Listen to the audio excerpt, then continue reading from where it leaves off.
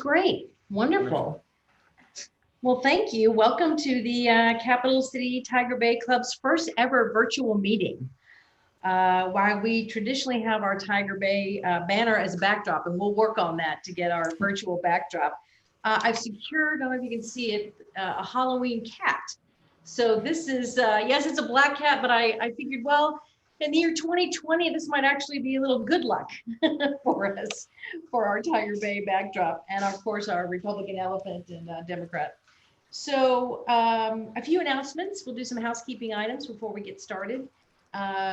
Gil Ziffer, who ably served as our president for the last 2 years, now transitions as our chairman of Tiger Bay, and I, Christina Johnson, am honored to serve as your president for the 2020-2022 term.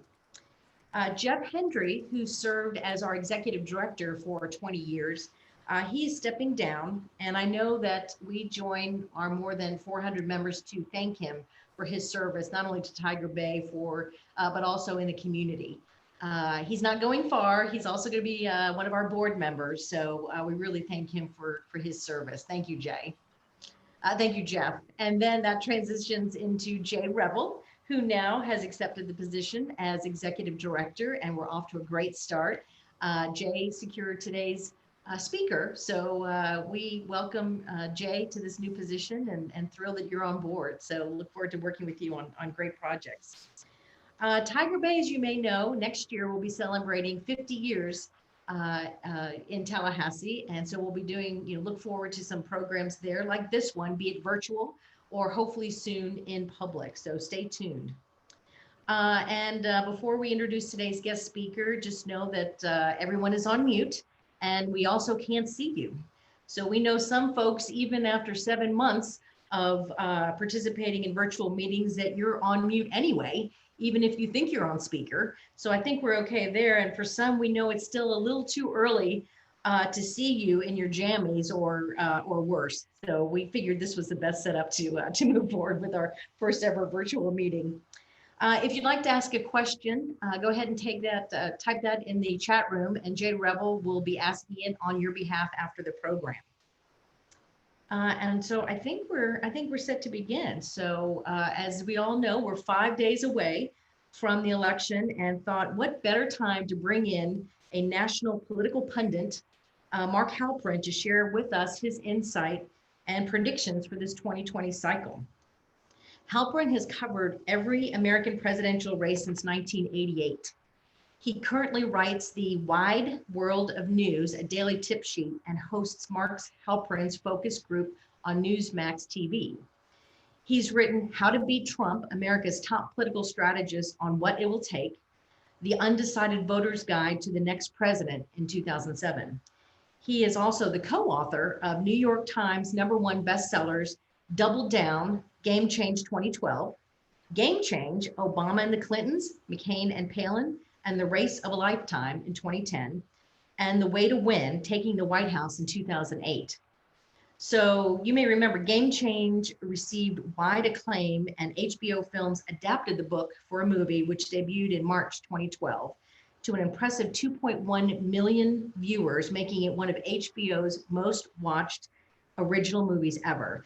The film won 5 Emmy Awards, 3 Golden Globes, including Outstanding TV Movie or Miniseries. He was a creator, executive producer, and co-host of Showtime's political document series, The Circus, which covered the 2016 presidential campaign and the Trump administration. Halperin was during that time also a senior political analyst for NBC News and MSNBC, appearing regularly on both channels, including Morning Joe and Today. He served as managing editor of Bloomberg Politics and host of Bloomberg TV and MSNBC's With All Due Respect during the 2016 cycle. Prior to joining Bloomberg in 2014, Halperin served as editor-at-large and senior political analyst for Time, covering politics, elections, and government for the magazine and Time.com. Prior to that, he worked at ABC News for nearly 20 years, where he covered presidential elections, served as political director from November 97 to April 07. He received his BA from Harvard University and resides in New York City. So Mark will talk about what a Donald Trump victory would need to look like electorally and how Florida plays a key role in that victory. He'll also talk about what Joe Biden needs to do to reach that magical 270 electoral votes, but also after November 3rd, there is life after November 3rd, and we're all looking forward to it. What does 2024 look like? It's no secret that there are 3 potential presidential candidates right here in the Sunshine State. And with that, I would like to turn the program over to Mark Halperin. Mark, welcome, and thank you for being here today. Thank you, Christina. I really appreciate that very nice introduction. You read it just the way I wrote it, which is very good for me. So thank you. And Jay, thank you guys for inviting me to visit with you all today a little bit on this Thursday before Election Day. This is not the first time I've spoken to a Tiger Bay group, and I know a pretty sophisticated crowd.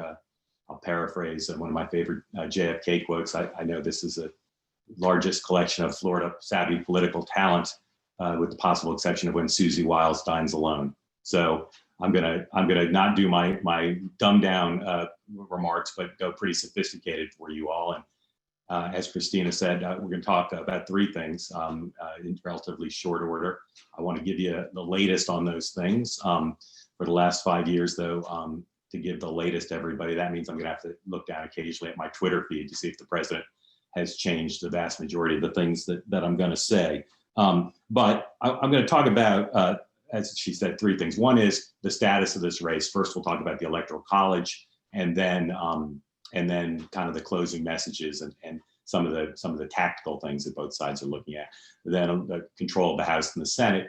Then second, the prospects of a Biden administration. Right now, I favor the former vice president to win this election, and I think people have some idea, although there's ambiguity about what the policy would be, but some idea what a second Trump term would be like. But I'll talk a little bit about what a Biden administration in the lame duck and then starting in January would be like. And then finally, 2024, again, as Christina said, you all have probably the biggest field of viable candidates right now, and talk about that, not just about Florida, but also about the kind of the 3 strands of the Republican Party represented by your governor and your 2 senators.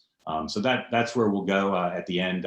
As was said, take questions, Q&A, pretty much ask anything you want. My only request is you restrict all your questions to the form of true, false. So as you're submitting questions, if you could put them along those lines, that would be helpful. This is the Electoral College. You know, we can talk about issues and tactics and strategy and personnel and the debates and everything else, but in the end, it's about the Electoral College. And right now, I think a lot of people in the press are understating the prospects of a Trump win. Some of these websites that make up numbers say Biden's chances of winning now are 90% or higher, and don't give much credence to the notion that the president could win. They mock him for going to states where he's behind or states where he won last time. I see a pretty clear path to the president. It's not easy, but I see a couple of ways he can get to 270 and one way he can get to 269 to create a tie. So I want to start there with Jay's help and run through some scenarios. The key for me is the states I call the significant 6, and one of them is Florida. These are all states the president won 4 years ago. They're states that he must win this time. Jay's going to put them up there. So you see them there. They've got between them 122 electoral votes. And right now, if you look at the public polling, the president is actually close or ahead in all of these. He's within 2 or 3 points, behind at most 2 or 3 points, and that's within the margin of error. And if there's, as many of the president's advisors and supporters say, there's undersampling of his supporters in the public polling, he's well positioned to win these 6. Now on election night, if Joe Biden wins any of these 6, the networks won't tell you right away the race is over, but trust me, the race will be over. Just as a matter of political reality and mathematics, if the president loses a single one of these, he can't make it up anywhere else. So as you see, it's 3 in the East Coast, North Carolina, Georgia, and Florida, 2 in the Midwest, Ohio and Iowa, and then Texas. He won them all last time. Joe Biden is competing in all of them in one way or another. He's spending money on TV in most of them. He or Senator Harris are visiting all of them at least a couple times, or in the case of Texas, once. And as I said, the president must win them all, but he can win them all. And if he does, we combine these states. We'll go to the next slide and look at these are the president's base states, not the states that he's at any risk of losing. So Jay, you can go to the next one if you would. Here we go. So the ones you'll see now these are the hardcore Republican states. These are the ones that the president is not having to fight to win. You see them there in red, and that's 125 electoral votes. So if you combine those with the significant 6, which is the next slide, you see where the president can get. Now, he's not a sure thing. I wouldn't be surprised if the president won all 6. I wouldn't be surprised if Joe Biden won all 6. It's that kind of race where Biden seems to have the edge in many ways with support demographically. But if you combine the base states, onto the next slide, if you would, Jay, the base states with the significant 6, you get the president to 247 electoral votes. That's pretty good. That's within hailing distance of 270. And if he does that, this is not going to be a landslide. Now, I'll say again, he could lose any of them. He could lose all of them. But the fact that he can win all of them, the fact that he's within the margin of error, these are states he won last time, means he could win them. And if he does, that's where we'll go from the potential of a Biden blowout, because if Biden won all 6, this would be quite a blowout, a landslide. If the president loses all of the significant 6, which I'll say again, he can do, Joe Biden, the president will not win a single state with more electoral votes than Tennessee's 11. That would be a big blowout. But again, assume the president wins all 6, which he must do. That means he's 2 states away from getting to 270. Now, any of the scenarios, realistically, where he gets to 270 also involves the state that is now at the centerpiece of this campaign. Not Florida, Florida, Florida this year, I'm sorry to say for y'all. It's Pennsylvania, Pennsylvania, Pennsylvania. So the first scenario where the president can get to 270, which is the next slide, Jay, please, involves him winning Florida and Arizona. I think this is the most likely path. I think Arizona is a state where the president, while he's been polling behind there and he's been hurt by the very competitive Democratic Senate candidate, Mark Kelly, I think it's a state the president can win. So if you want to say, how does Donald Trump win this race? You're looking at the map, the most likely map where he wins it. This is a map, again, it's his base states, the significant 6, plus Pennsylvania and Arizona, 278, not a landslide, not as well as he did last time, but good enough to win. The second alternative is all the same states, but you swap out Arizona, that goes blue, and there you see Nevada goes red. That gets him to 273, an even tighter margin, but again, good enough for another term. That result is less likely. He's been polling further behind in Nevada, but he could win it.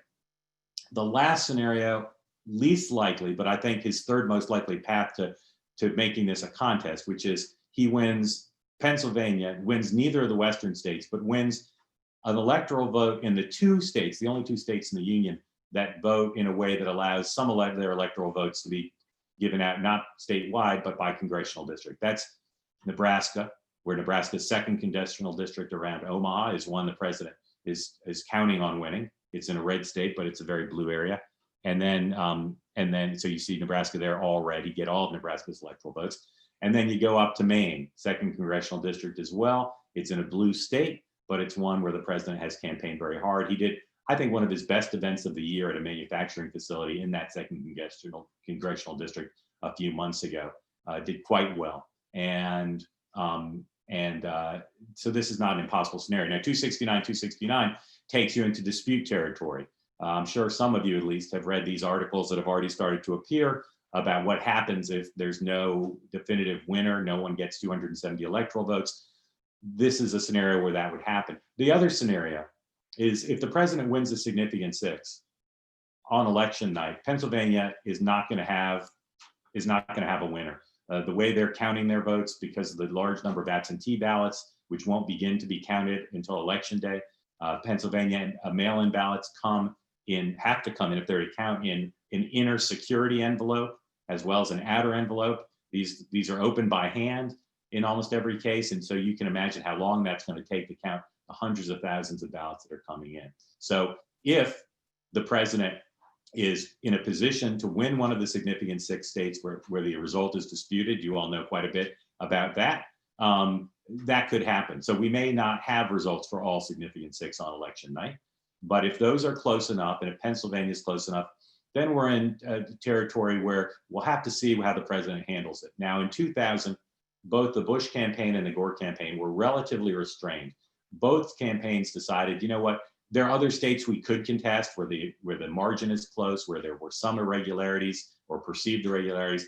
But both campaigns decided, for slightly different reasons, no, we're not going to turn this into a multi-state affair. We're just going to focus on Florida. And that's why you all were the focus of attention for those weeks after Election Day. We may see it different. The president is the most litigious person ever to be elected president. And I suspect if he sees a state that he could win potentially through litigation, he will try that if there's enough states on the board to get him to 270. Now, the president normally does what he wants. I think if there's not enough states on the board, and if the disputes and the complaints the president had don't really seem realistic, I think you'll see people like Senator Rubio and others, maybe even Senator McConnell, say, you know what, Mr. President, maybe first privately, then publicly, you know, you can't put the country through this. This is not a winnable race. Don't do it. You know, don't count on the Supreme Court to bail you out.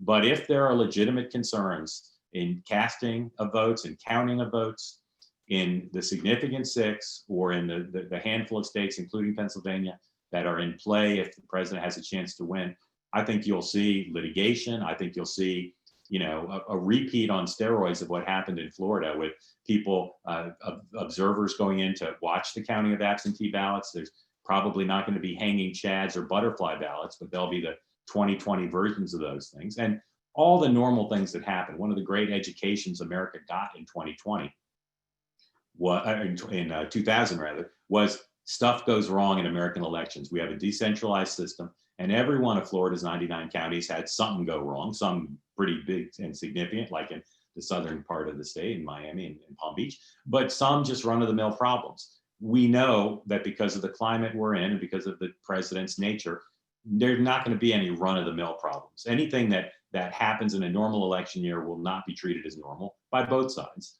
It'll be treated like the crime of the century or the error of the century. And the president, as you know, has already made it clear that he's not into the count continuing after Election Day, even though it always does.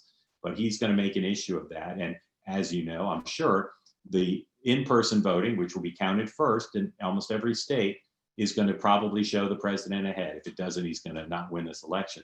And so the president's going to be able to say at some point during the night, I'm ahead in enough states to win, almost certainly. That's the point at which the media, which generally supports the Democrats, is going to say correctly, hold on, we got to wait for the mail-in ballots to be counted. And if it's a really close race, we got to wait for the overseas and military ballots, again, as we saw in 2000 in your state.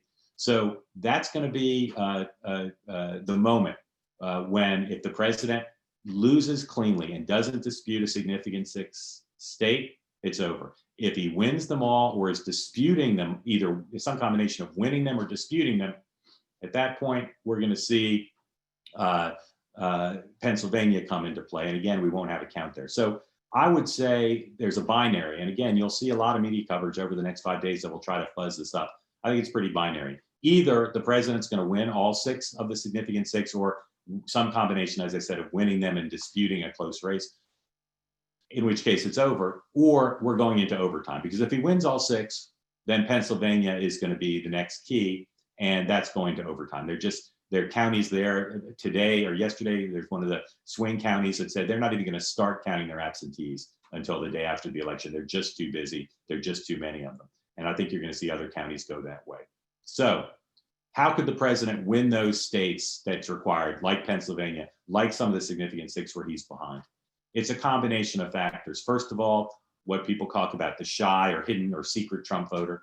I hear from people all the time who tell me they're voting for Trump and they'd never talked to a pollster in a million years. That's one factor.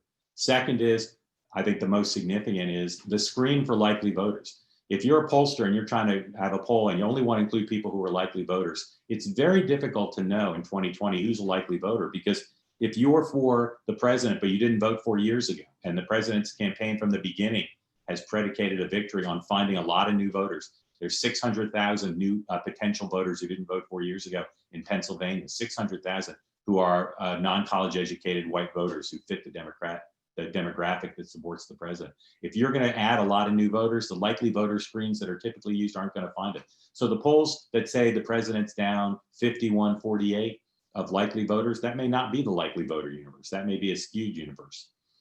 Third would be the president has some momentum at the end. And whether it's the Hunter Biden story, whether it's what's going on in Philadelphia, whether it's the fact that the president's doing more campaigning, today is an exception a little bit, although the president's still doing more events than Joe Biden is, whether it's the momentum that he gets doing 11 events in the last 48 hours, whatever it is, or something that hasn't occurred yet, the president may get a little bit of momentum there. And I think one of the big factors is Joe Biden. A lot of people who are voting for Joe Biden are not voting for Joe Biden, they're voting against Donald Trump. The Democratic Party, for the most part, Jimmy Carter, possible exception, it's elected young, exciting candidates. Bill Clinton, Barack Obama, Jack Kennedy. LBJ was less exciting, but he got into office when Kennedy was killed. And so Joe Biden has a lot of positive things. He's not a young and exciting candidate. And I believe that the president who leads a movement, and Joe Biden doesn't, may just have more excitement on his side, even though there's a lot of anti-Trump excitement. In Florida and a few other states, I think the president is expecting to do better with African American and Hispanics, particularly men, than a Republican typically has done, and than he did 4 years ago. And they're attempting to suppress vote. Nothing illegal about that if it's done in a way that's not illegal, but they're attempting to suppress vote. Some people find it unsavory, but it's a fact of life that both parties do it, particularly again amongst African Americans and Hispanics. The president has a problem. He's not made this race a choice election. It's a referendum up or down on the president, primarily on his handling of the pandemic. And that's a race that'll be difficult for him to win. He's tried to turn that into a positive and say he would handle the pandemic the way your governor largely has, which is to be more about opening large and small businesses, theme parks, and restaurants and theaters and gyms. And Joe Biden wouldn't do that. That's a big point of contrast that both candidates are running on. And I think if the president is able to win, he's going to have to make that argument in the closing days in an effective way. Finally, and again, I'm happy to answer questions about the presidential race. I think that you see in some of these other issues that the dominant press doesn't talk much about. But Trump supporters tell me all the time, the readers of my newsletters and others that I've talked to, that this comes up, that there are other issues, not just the question of whether society needs to shut down, but political correctness, crime, the questions revolving around police shootings, the questions revolving around how red state governors have handled this rather than blue state governors. I hear from people all the time, including people who say they didn't vote for the president 4 years ago, who say they're not voting for the president because they like him or they like his tweets or much of anything else, but they like his policies, they like his Supreme Court nominees and in confirmation of 3 Supreme Court justices, they like his tax policy, his regulation policy, but to some extent, they're voting for Trump for the reason that a lot of people voted for Donald Trump 4 years ago, which is they don't like the establishment, they don't like the political correctness and the way the media seems to favor the Democrats in their view. And I think that if the president wins, there's going to be a lot of people like that who come forward and say, you know, I just couldn't let Joe Biden in. They worry that he'll, despite his career being more of a moderate, that he'll be very liberal. Control the House. You all have 2 or 3 races there that are competitive in this state. There's not an honest Republican who will tell you that they're going to win back the speaker's gavel. In fact, Democrats right now are likely to pick up seats, expand their majority.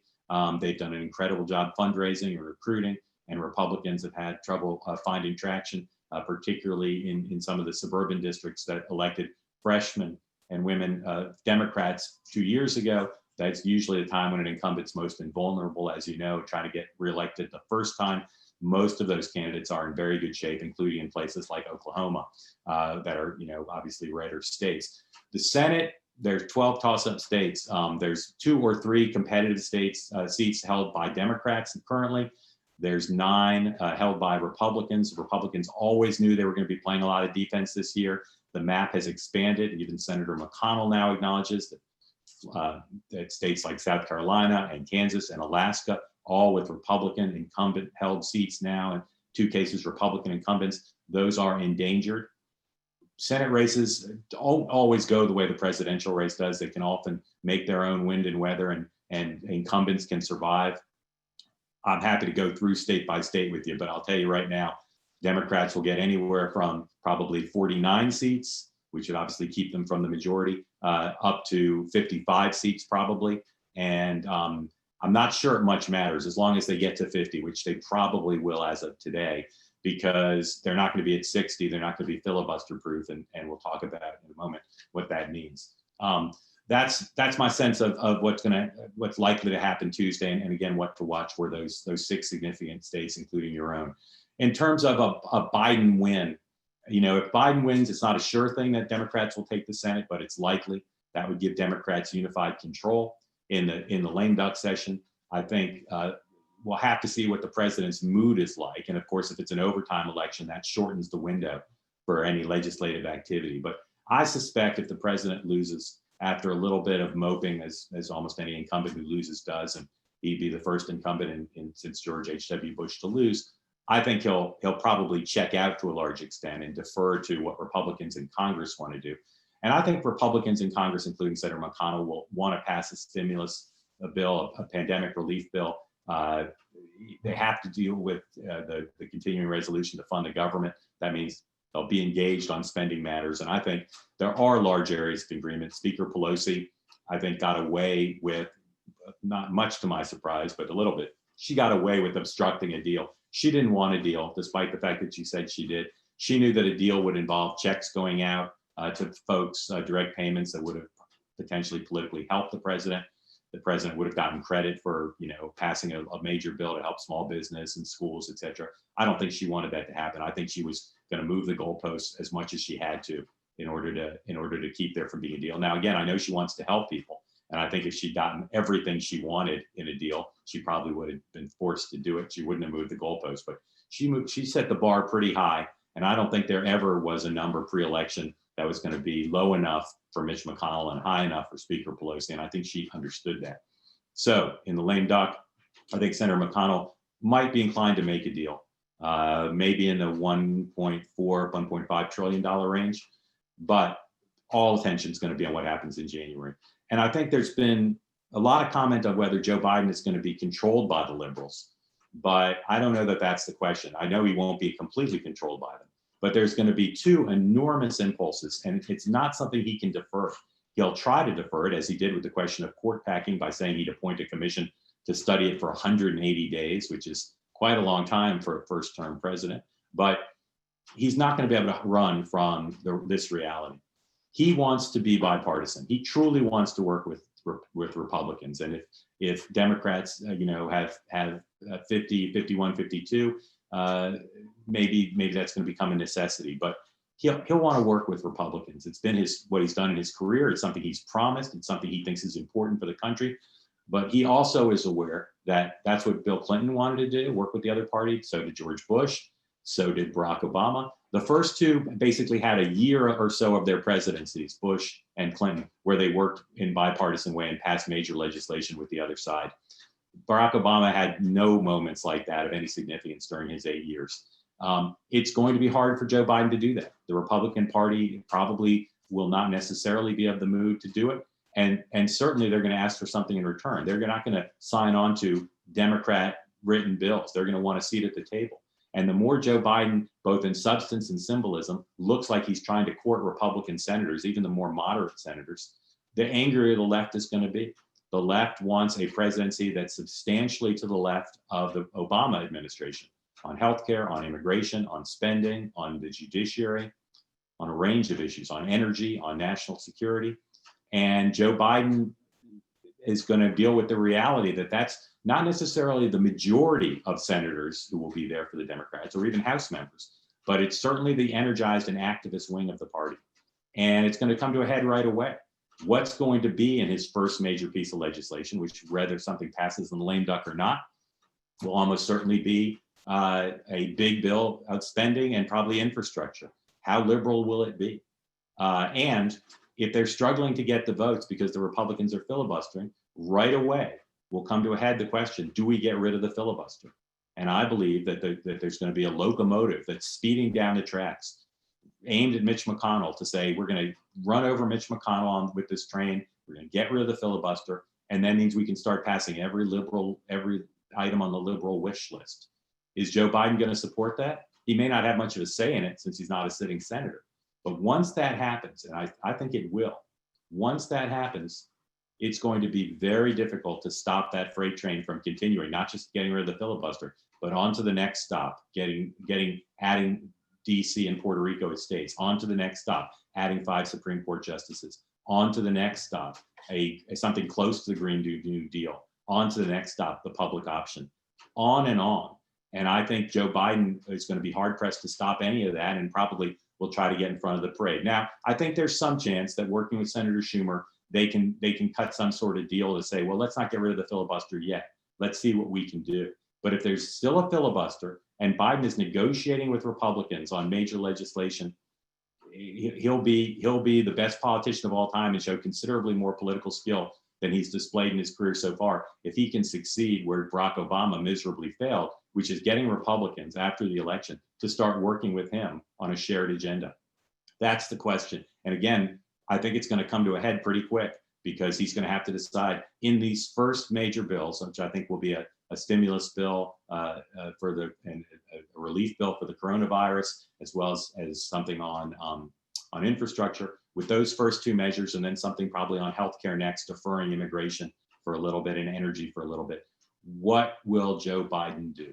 That's the big question. And that will define both parties, how Joe Biden approaches the Republicans in the Senate to try to get cooperation, and how Republicans react. So let me finish with my third topic, which is the Republican Party, the Republican brand, the Republicans' ideology, what the party stands for if Donald Trump loses. There's a lot of debate about that. And I think it's going to be hard for that to be defined by the congressional wing of the party, because they'll be in the minority in the House, and probably if Biden wins the minority in the Senate, it's very hard to define it from there. Sometimes in this situation where there's a new president of one party with unified control, that defining of the party role has been played by the National Party chairman, Haley Barbour and Ron Brown, the most significant examples of that.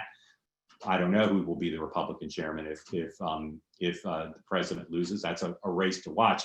But I think the more significant thing to watch is the fight for the presidency, which is already underway. Senator Cotton from Arkansas, who I think is one of the stronger potential candidates now, was in Iowa yesterday campaigning. You've seen other folks go to New Hampshire. There's a long list of ambitious folks. Now, Donald Trump has broken a lot of norms in the Republican Party, and one of the biggest ones he's broken is how the Republican Party picks its nominee for president.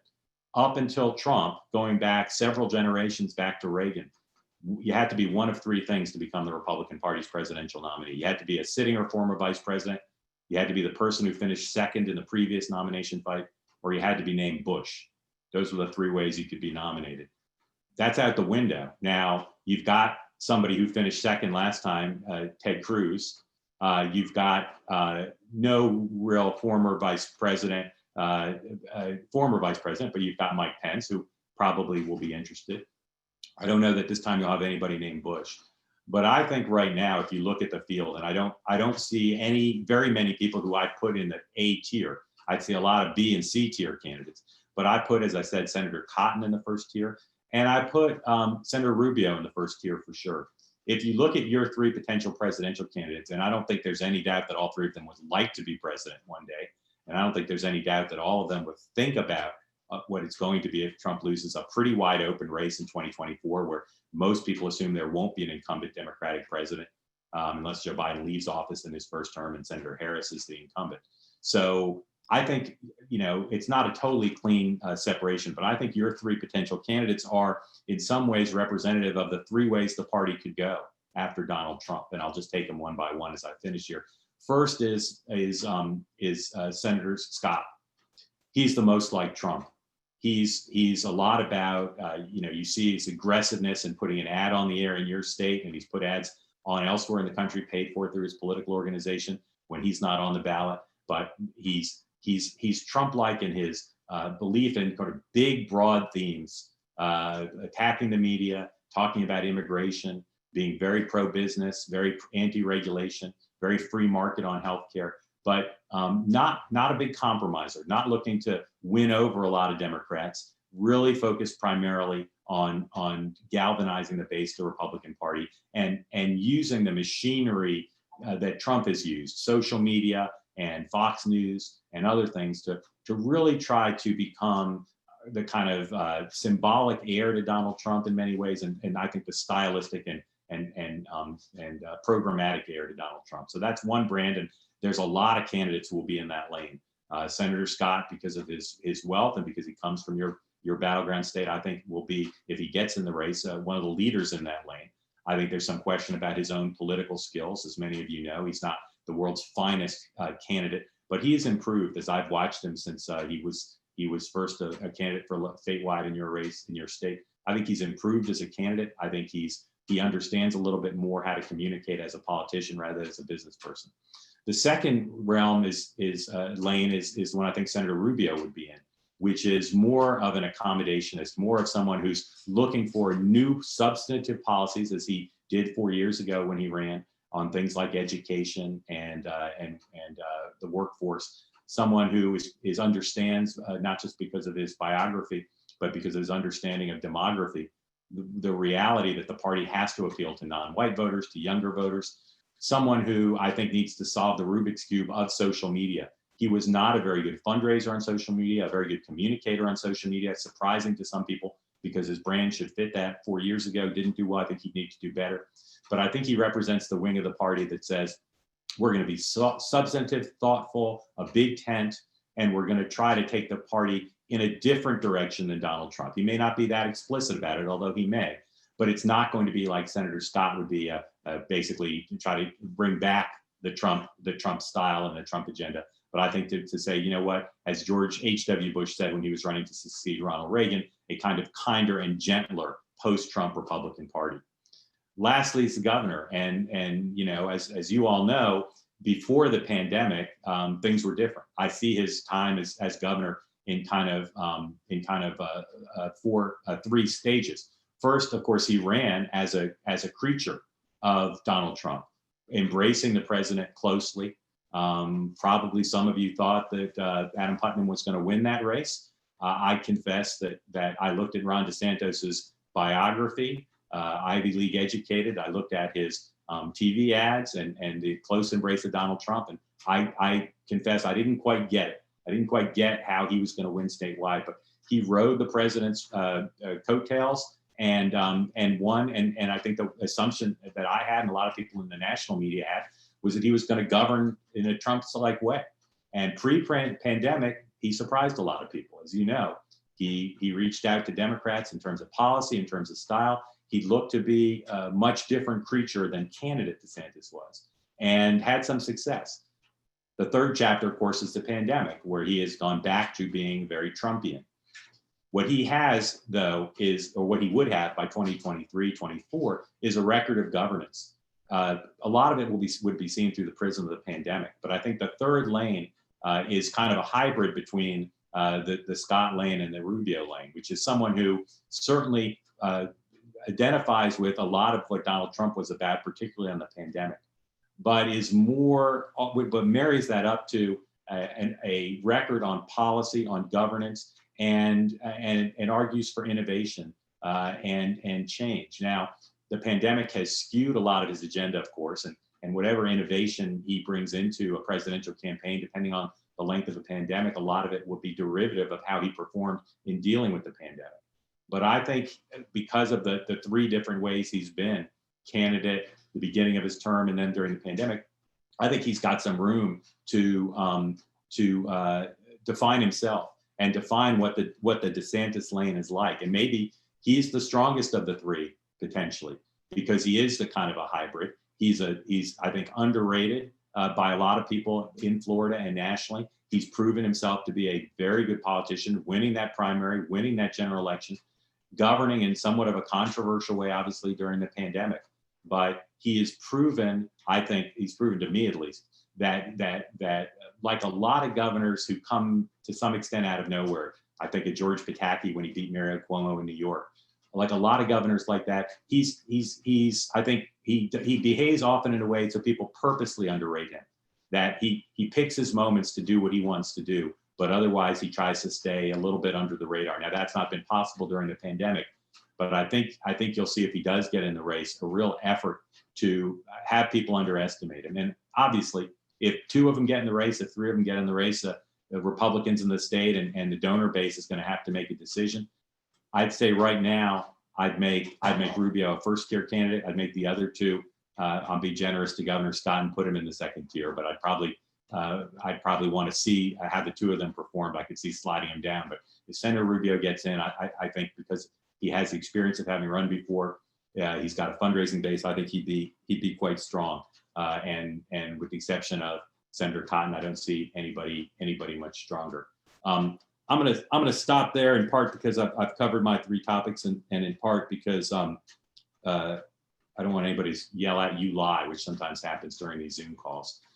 Florida is going to be at the center of things on Tuesday. Florida potentially will be at the center of things in 2024. That would be, if I'm right about Senator Rubio, it would be the 3rd straight cycle where a Floridian was the party's front runner for the presidential nomination. And I think it's fitting, given the importance you all have played for a long time in our politics and in the Republican Party, that you might have a 3rd try to have the front runner. Hasn't always worked out that your front runner won the race, but it could happen. So thank you again for inviting me. I appreciate it, and I'm delighted to take whatever questions you have. And I was kidding about the true-false thing. Mark, that was great. We do have a few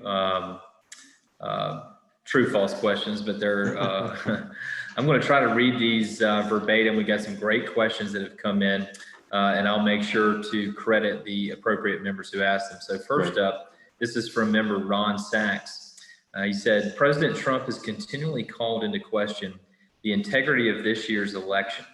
He has said the only way he can lose is if the election is rigged. He has also consistently declined to say he will accept the results if he loses, and hasn't committed to participate in the traditional peaceful transfer of power.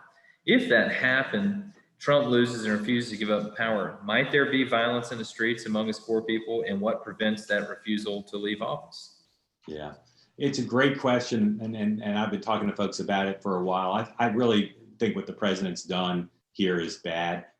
I tend to try to ignore the irresponsible things he says, because if you get all hung up on those, you probably think of nothing else if you're someone who cares about having a civil national town square. But this one, I think, has already done damage. It's already created tension and pressure and concern on both sides of the political aisle. So does he mean it? Not necessarily. I think if the president loses badly, which he could, if he loses all 6 or 5 of the 6 of the significant 6, I'm not sure that he won't just behave like a normal, disappointed losing president. But if it's tight, if it's close, if he sees in his intense competitive nature, if he sees after the results, either he's won or he sees a path to winning, I don't think he'll resist using every lever of power. And I think he's well aware, I know he's well aware, that this thing doesn't have to be settled for a while. There's some toll gates, 1 in December and then 3 in January, where decisions have to be made about the electors and about what the process. But I think if he thinks he can win, and races have not been clearly decided in enough places to allow him to get to 270, I think he will go to court.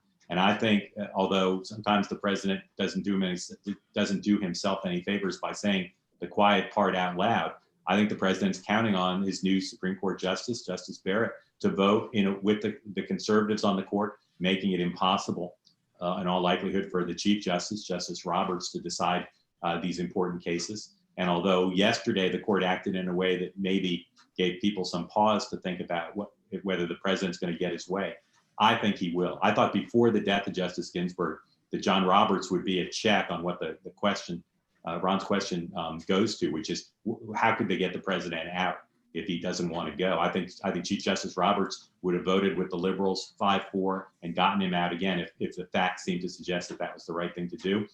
I'm not sure that's going to be possible now. I think Roberts may vote with the majority in order to try to preserve as much of the court's reputation as possible so he can write the opinion. But a bitterly divided 6-3 court or 5-4 court is going to be very reminiscent of the bitterness that came out of Bush v. Gore. And of course, it's in a different climate, an even more polarized climate. I think Senator McConnell, as I suggested before, I think a bunch of other senators, maybe some of the Republican governors, maybe his own children, not all of his children, but some of them might tell him he needs to go. I'm not sure what would persuade him. As long as he thinks he was robbed and can win, I think he'll fight. But I don't think it'll come to having to forcibly remove him. Now, that violence in the streets, I am extremely concerned about that. And I urge, and whenever I talk about this publicly, or I'm talking to folks who work in state government, I'd urge the governors to really focus on doing what they need to keep the peace preemptively, not wait for it to break out. And you've already seen some cities, including Los Angeles, starting to prepare for potential violence by boarding up streets or closing down streets. I think as much of that is necessary. It's an unfortunate imagery. It certainly doesn't speak well of our democracy and our traditional peaceful exchange. But I think the governors would do well to have the National Guard ready, to have law enforcement ready with lots of communication, rather than having law enforcement, as we saw in Portland and Seattle and now in Philadelphia, rather than having law enforcement in a position where they're going to have to fight with American citizens who are protesting peacefully or otherwise. It'd be better to preempt that violence as much as that's a problem. So I hear from Democrats and Republicans all the time, and violence is inevitable if there's a contested election. I hope that's not true, and I think the governors can do a lot to try to deter that. All right, so this next one is the true or false question. This is from member Will Messer. He says the mainstream media favors Biden-Harris, which is why they're unwilling to report the breaking news concerning the Bubba Linsky story, Hunter Biden, Joe Biden selling access to the vice presidency. What are your thoughts on that? Well, it's a good question. I'd say less a true false question than a doctoral dissertation. But let me give it a try at it. I've been outspoken throughout my career in saying that the so-called, what some people call the mainstream media, I call the dominant media, is biased against Republicans and conservatives. I don't think it's an arguable point. And if you ask people who worked for Barack Obama, for instance, they privately admit it. And I tell people in the media who are liberals or liberals who disagree and say, well, the media is pro-corporate, et cetera. There are other biases in the media, but what I tell liberals is you have to understand that for half the country, for generations now, for decades, half the country has thought the media was biased against them and that it was often decisive in determining the outcome of presidential elections. That's a pretty big thing for half the country to think. George Bush got more favorable coverage in his two presidential races than the Democrats he faced, so it's not inevitable. But in general, the press is going to be biased against Republicans. But what's gone on previously in my career that caused me to adopt that position is nothing compared to what's happened during the last 4 years, where the press has gone from biased, not all the press, but a lot of the press has gone from biased to basically being an arm of the Democratic National Committee. What's happened with the Hunter Biden story, where the Democrats, including the Democrats at Twitter and Facebook, have invented a new standard they've never adopted before about when to cover a story. Now, if this is the new standard, it's not necessarily a bad standard, but then they should apply it to all stories, not just stories that potentially hurt Democrats. And I think that, again, I hear from a not insignificant number of people who tell me they were going to not vote, or they were going to vote for Biden or Trump, or they hadn't decided, or even some who said they were going to vote for Biden, who now say they're going to vote for Trump simply because of what they see as unconscionable bias on the part of the media. I could give you 100 examples. I'll give you one, and then I'll move on so my blood doesn't boil, because I don't like what's happened to the business I've been in for so long. The New York Times, in the last week of the campaign, continues to run front page investigative stories about the president, of which they've written countless this year. They've not written a single investigative story I can find about Joe Biden, not one. And that, not just the New York Times. I've not seen a serious investigative story about Joe Biden in the Washington Post, on NBC News, ABC News, CBS News, not even an examination of his record as vice president. So that is unequal. It's not fair. It's not right. I'm not saying the press should be pro-Trump. They should be pro the American people, and they should cover the two sides equally. Now, the president lies more than any other president we've had. And I don't think there's anything biased about saying that. I think it's factual. And I think any Republican, even if they love the president, would be dishonest to deny that.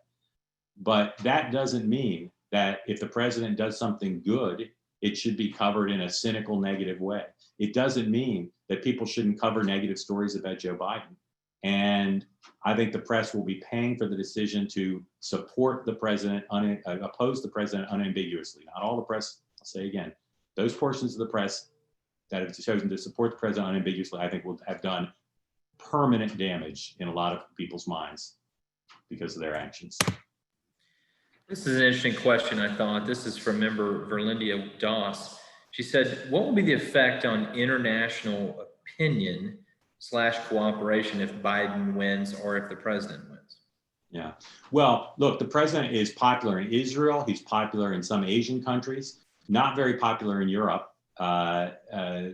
you know, and in Latin America and some parts of Africa.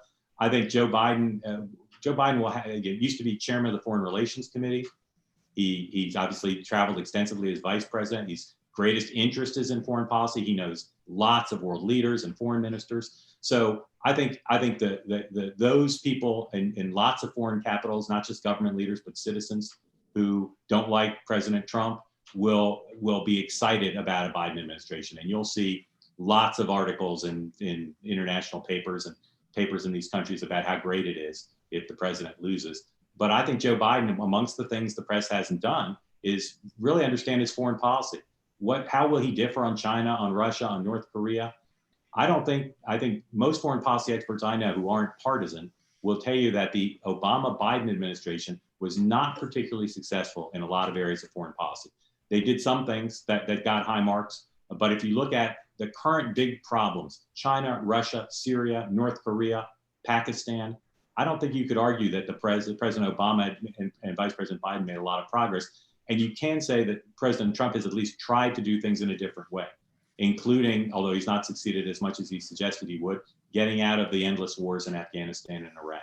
So I think people and government officials will initially respond positively to a Biden win, but I think it's going to be up to Joe Biden to explain what that means as he makes policy that he hasn't shared with the American people for the most part during the campaign. If the president wins, a lot of the world is going to be as shocked as those of you who support Joe Biden will be. And I'm not sure once they get over their shock what they'll do, but I think they'll be concerned because, as you know, re-elected presidents still have trouble usually getting much through Congress. They tend to turn to foreign policy. So I think a lot of world leaders who don't like the president will be worried that in a second term, he would be even more of a thorn in their side than a lot of them consider him to be. We had this question from quite a few people. It's probably reflective of the fact that our last speaker in person back in January was Rick Wilson. What do you think the impact of the Lincoln Project has been on this race, and maybe what does that organization look like going forward? Well, they just announced they're going to become a media company, and I'm not sure what kind of content they're going to produce, but I think going forward, some of the members there will be richer than they even are now. I know most of them, and most of them are pretty well off, but they'll be better off financially. I think the press and people who really pay attention to the Lincoln Project overstate how significant they've been. I don't doubt that they played a role. They've got a huge, really vibrant following.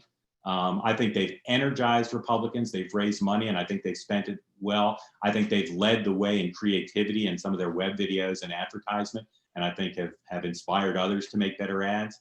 But I'm not sure they've converted many people. I'm not sure they've done anything to increase the number of votes Joe Biden will get. But I certainly think they've done a lot to energize the Democratic Party, and that's not to be understated. Filling the news cycle, winning news cycles is a big part of presidential campaigns. And if you go back, as I plan to do at the end of this, and tally up the number of days Joe Biden won the news cycle versus the president, Joe Biden won substantially more news cycles. And there were many days where the Lincoln Project was a big part of that.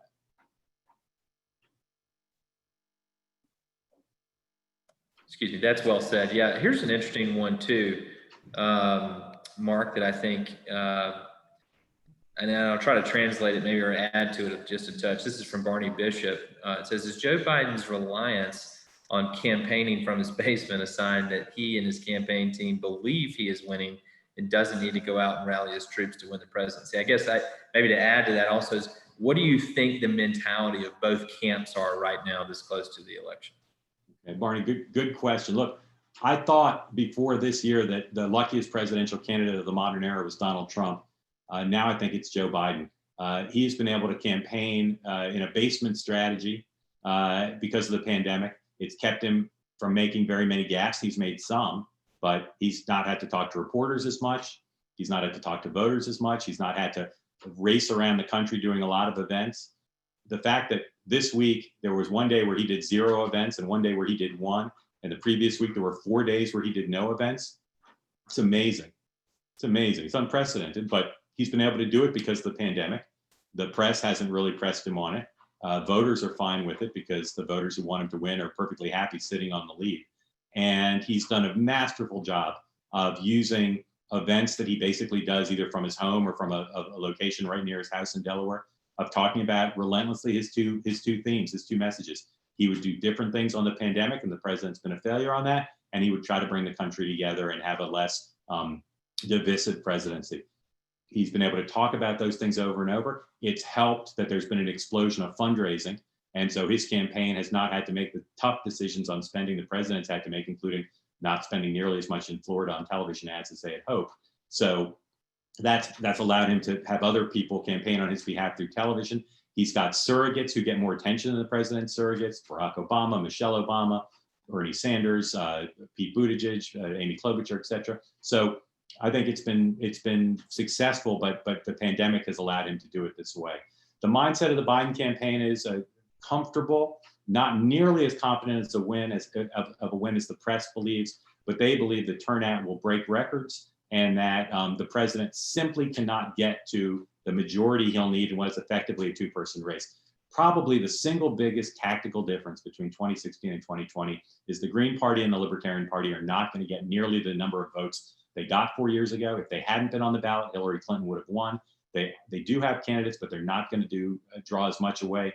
The president has a ceiling on his support, and the Biden campaign believes in some of these states where Joe Biden has consistently polled above 50 or near 50, that the president simply can't get enough votes to win. So I would say to the extent they're nervous, it's because they know what happened 4 years ago, and they're trying not to take anything for granted, but they believe they're going to win. And some people in the Biden camp believe they'll win quite comfortably. The president's team, about 48 hours ago, for me, to quote the great political philosopher Yogi Berra, it was deja vu all over again. The same people who worked in the campaign last time began to say to me that exactly what they said almost precisely at this time 4 years ago, which is going from saying, I think we can win, to we're going to win. And they're more optimistic about some of the states than I think they have a right to be. But they think they're going to win. There are people in the camp, though, who think there have been a lot of tactical mistakes, particularly by the president in dealing with the pandemic, in continuing to hold these super spreader events or potential super spreader events, not wearing a mask, although he's got a new ad on in Florida where he's pictured almost throughout the ad wearing a mask, which I find quite surprising and interesting. But some of them are less confident. There are a few people who are expressing the same confidence that they did 4 years ago, but some of them believe that it's going to be difficult, that they think they can get close to 270, but they have trouble seeing how they're going to get all the way there. Speaking maybe of that window that we're in now with just a few days left, I'm going to kind of combine 2 questions, one from Jeff Hendry, one from John Trombetta. Is there going to be a last second surprise that happens in this race? Jeff pointed to today's GDP numbers coming out. Does that have an effect? Again, we're so close here, only a few days away from election day. Is there any room left for a major change in the election? Yeah. Jeff and John, thank you for teaming up for that question. I think if the president successfully repelled a Martian invasion, that would probably be the kind of October, early November surprise that could make a difference. Short of that, I don't see it. You look at the economic numbers. First of all, they're expected. They're not out of the blue. The number was kind of right in the middle of the most optimistic and most pessimistic projections. I think the press will not treat it as particularly positive news because they don't want the president to win. But also, it's positive news compared to what we've been through. But if you look at not just the currently unemployed, the small businesses that are struggling or out of business, the layoffs, and what's looming of possible evictions, both commercial and residential, the healthcare issues that people have, the fact that we're in now a wave that many experts think will be worse and there'll be economic costs there. I'm not sure that it is that great a piece of economic news. And while it's something the president will certainly talk about on the stump and his supporters will talk about in his campaign, I don't think that counts as an October surprise. It would take a lot for something to happen. A lot of Republicans are looking for more on the Hunter Biden story. I think it would have to really implicate Joe Biden in something that was probably criminal for that to matter. I just don't see anything else that the president could either manufacture, Joe Biden could manufacture, or that would occur organically. I can't imagine what that would be right now. And of course, even if it occurred now, a lot of Americans have already voted. Some states, as some of you probably have learned in the last few days, you can actually ask for your ballot back and change your vote. I don't expect that to happen in any great numbers, and so a lot of those votes are already banked, and so any surprise would not affect the votes that are already done. We're at 11, but I do have one last question. I think we Sure. got time maybe to work in here. You had talked about, and this is on behalf of member Brian Armstrong, you had talked about the biases, the liberal biases that exist in the media. What about Fox News? What's the role of the conservative media in this election right now? Clearly, if you turn on the either channel, you're looking at two completely different worlds at any given end of the day. Can you maybe just reflect on that a little bit? Yeah, I mean, Brian, as you know, Fox News is extraordinarily powerful. Tucker's ratings are amazing. I mean, they're truly historic in terms of what kind of ratings he gets, not just the overall number, but the demographic that the advertisers like, the younger demographic. And they have a huge following, a loyal audience. It's an older audience in some ways than some other channels, but they do very well, as does Rush Limbaugh, as do a lot of conservative websites on social media. Conservatives do very well on Facebook. I'm not going to be able to banish or dissolve partisan media as much as sometimes I'd like to, because I think it allows on both the left and the right, the loudest voices on the national town square, to drown out any possible compromise or subtlety or understanding of the other side. I think that's important in our politics, but those things are here to stay. I think people who like Fox News should occasionally watch CNN or MSNBC and vice versa, and try to watch it not in an angry way, but in a way where you try to understand where the other side's coming from. And I'd like to have more journalism like the kind I think I practice, which is not partisan, that where the interest is the interest of the American people, holding all powerful interests accountable. But Fox News plays its role, and it energizes people on both the left and the right, just as MSNBC and CNN do. Although Fox sometimes suggests they're not partisan during their news hours, a lot of it is. But I will say, Fox puts Democrats on to talk on a regular basis. And MSNBC, I don't believe ever does anymore, and CNN barely does. And so I'm not saying that Fox isn't partisan and Fox doesn't play the kind of negative role in many ways that I see partisan media playing, but I think to some extent they've been lapped in terms of pure partisanship this during the end of the Trump presidency first term by some of their rivals. And there's good and bad about Fox News, but as I said, I wish that they weren't such an overpowering force that was loud, that kept us from having the kind of civil conversations that I think have to be part of the landscape, along with the partisan media that we will have with us now, as long as there's digital capability. Mark, that was great. Thanks for taking some time with the questions there, and thanks for being with us. I'm going to turn it back over to our worthy president, Christina, to send everybody off. Thank you, Jay, and thank you, Christina, for having me, and thank you all for logging in to join us today and let me visit with you for a little bit. Thank you. I mean, incredibly insightful, and especially with 5 days out, we now know to look for those significant 6 states, see what Florida's going to do. What does that Biden administration look like, if it is a Biden administration? And handicapping some of our own Florida leaders here was very, very interesting. Members, I want to encourage you, go Google Wide World of News, and you sign up for Mark's informative daily news sheet. It's well worth it. It's incredibly insightful as well. Catch him on Newsmax TV. And until then, we appreciate you joining us for our first Zoom meeting. And want to encourage everyone to go vote. And until next time, be safe, be well, and we'll catch you soon. Thank you so much. Thank you. Mm-hmm.